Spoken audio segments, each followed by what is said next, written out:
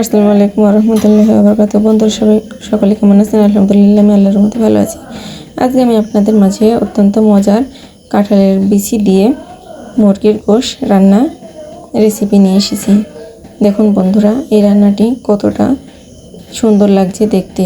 এটা দেখতে যতটা সুন্দর, খেতে এর থেকে অনেক অনেক বেশি মজার।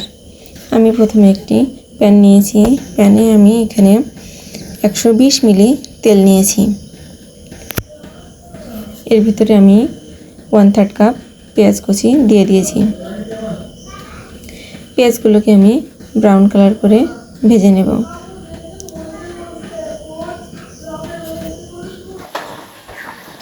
দেখুন বন্ধুরা, আমি পেঁয়াজগুলোকে একটু সময় নিয়ে ভেজে নিচ্ছি।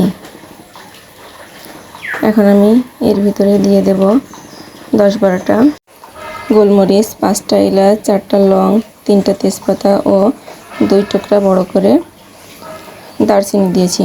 এগুলোকে আমি পেঁয়াজের সাথে ভালো করে ভেজে নেব। দেখুন আমার এগুলো সব ব্রাউন কালার করে ভাজা শেষ। এখন আমি 1 টেবিল চামচ রসুন বাটা দিয়ে দিলাম। এখন আমি 1 টেবিল চামচ আদা বাটা দিয়ে দিচ্ছি। এগুলোকে আমি ভালোভাবে কষিয়ে নেব। ভালোভাবে কষানো না হলে এগুলো থেকে একটা কাঁচা কাঁচা গ্যাস আসবে রান্নার পর। দেখুন এখন আমি এর ভিতরে দিয়ে দিলাম 1 টেবিল চামচ শুকনো মরিচের গুঁড়া, 1 টেবিল চামচ ধনে গুঁড়া, 1/2 টেবিল চামচ জিরা গুঁড়া। জিরা গুঁড়াটা আমি এখানে এখন অর্ধেক ব্যবহার করছি, লাস্টে আমি আবার দেব, এই কারণে এখন অল্প করে দিয়েছি। এখন আমি দিয়ে দিচ্ছি 1 টেবিল চামচ হলুদের গুঁড়া। এগুলো দিয়ে ভালোভাবে আমি কষিয়ে নিচ্ছি। এর ভিতরে আমি 1/2 কাপ পানি দিয়ে ভালোভাবে সময় নিয়ে মশলাটাকে কষিয়ে নেব। যত সুন্দর হবে এই মশলা কষানোটা, ততই ভালো হবে এই খাবারটা খেতে। আপনারা অবশ্যই মশলাটাকে ধৈর্য সহকারে ভেজে নেবেন। ও এখানে আমি স্বাদ মতো লবণ দিয়ে দিয়েছিলাম। দেখুন বন্ধুরা, এখন আমি এর ভিতরে 1 কাপ কাঁঠালের বিচি ভালোভাবে পরিষ্কার করে ধুয়ে এর ভিতরে দিয়ে দিয়েছি। এগুলোকে আমি 2-3 মিনিট মশলার সাথে কষিয়ে নেব। আমার এগুলো 2-3 মিনিট মশলার সাথে কষা হয়ে গেছে। এখন আমি এর ভিতরে পানি অ্যাড করে দিচ্ছি 1/2 কাপের একটু বেশি।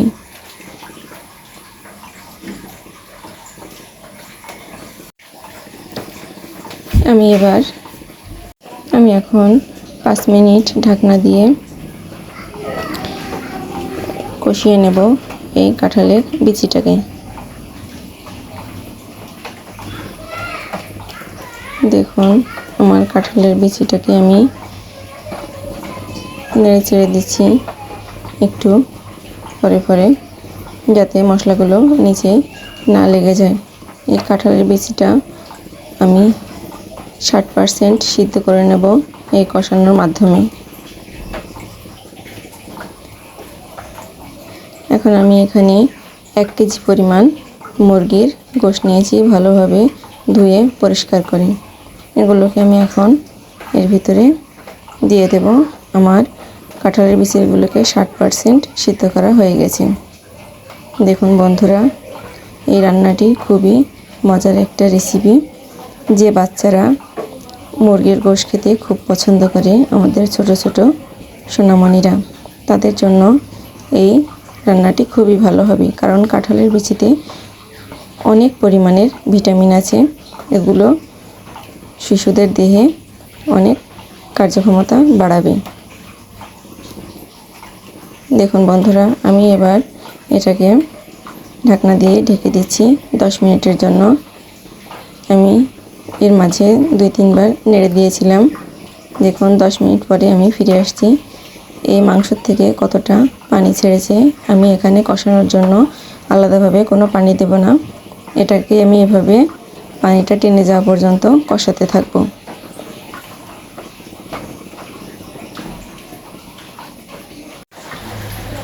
আমার মাংসটাকে কষানো হয়ে গেছে। এ পর্যায়ে আমি এর ভিতরে দিয়ে দেব 450 মিলি মতো পানি। এখানে আমার 1/2 কেজি পানি লাগবে না, 450 মিলি পানি দিলেই যথেষ্ট হবে।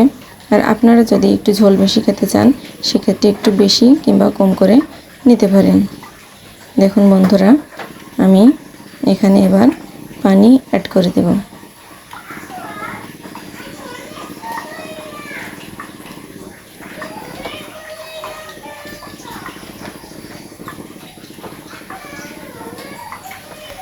এই রান্নাটি খুবই মজার একটা রেসিপি, আপনারা এটাকে বাসায় ট্রাই করতে পারেন। আর বন্ধুরা, আমার রান্নাটি যদি আপনাদের কাছে ভালো লেগে থাকে তাহলে অবশ্যই লাইক, কমেন্ট এবং শেয়ার করবেন। আপনাদের একটা লাইক আমার পরবর্তী ভিডিও বানাতে অনেক সাহায্য করে। আর আমার রেসিপিটি যদি আপনাদের কাছে ভালো লেগে থাকে তাহলে আমার চ্যানেলটি সাবস্ক্রাইব করে দিন। দেখুন বন্ধুরা, আমার এই কাঁঠালের বিচিটা কত সুন্দরভাবে সিদ্ধ হয়েছে। এটা অল্পতেই ভেঙে যাচ্ছে এই কাঁঠালের বিচিটা। এই দেখুন বন্ধুরা, খুব সুন্দরভাবে সিদ্ধ হয়েছে আমার এই কাঁঠালের বিচিটা। এই পর্যায়ে আমি গরম মশলার গুঁড়া দিয়ে দিলাম। এটা দিলে রান্নার টেস্টটা খুবই ভালো আসে। আমি এটাকে এবার ঢাকনা দিয়ে ঢেকে 5 মিনিট রেখে দেব লো হিটে।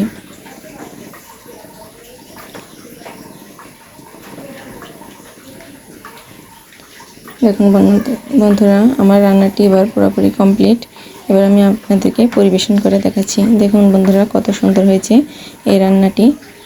আপনাদের কাছে যদি আমার এই রান্নাটি ভালো লেগে থাকে তাহলে অবশ্যই লাইক, কমেন্ট এবং শেয়ার করবেন।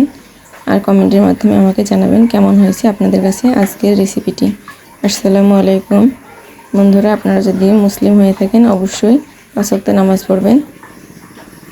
Thank you for watching.